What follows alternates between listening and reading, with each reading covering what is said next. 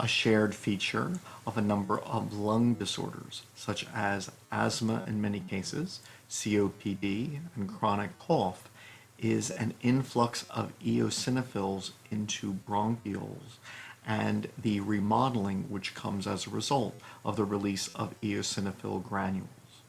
One early step is the increase in the production of eosinophils. This can be accomplished by a number of growth factors acting in the bone marrow, but the main one is interleukin 5, which primarily exists to increase the production and maturation of eosinophils. Under the effect of interleukin 5, eosinophil production in the bone marrow can increase fourfold. Interleukin 5 is produced by T helper cells, and the increase in Th2 T lymphocytes would then result in higher amounts of interleukin 5 produced and a greater number of eosinophils released.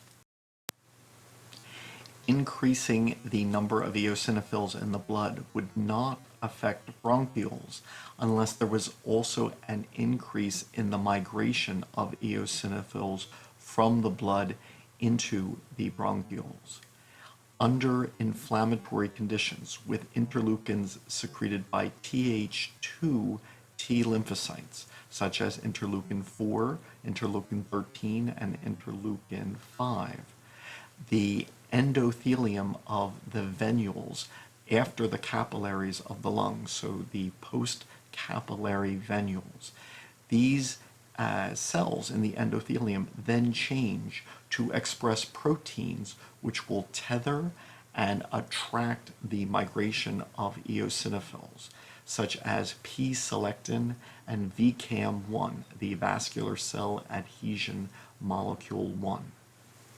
Under the influence of the Th2 cytokines from T lymphocytes, the endothelia produce these adhesion molecules, P-selectin and VCAM1, which then attract the eosinophils to attach and to migrate from the venules into the bronchioles. If one were comparing the ratio of eosinophils to neutrophils in the bronchioles, the expression of P-selectin and VCAM1 can increase the ratio of eosinophils to neutrophils by 200-fold. A third step is that the eosinophils in the bronchioles can then be activated and their activity prolonged. These eosinophils might otherwise go apoptosis and die, or upon secreting their granules burst.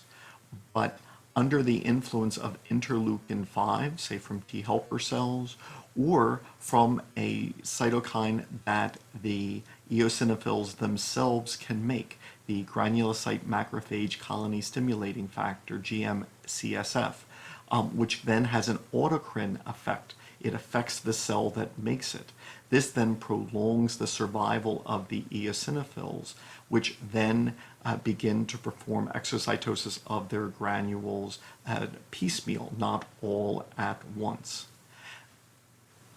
There are a number of different components in the granules of eosinophils which have diverse effects in the bronchioles, stimulating the remodeling of the bronchioles, which thickens it, contributing to the problems of asthma and COPD.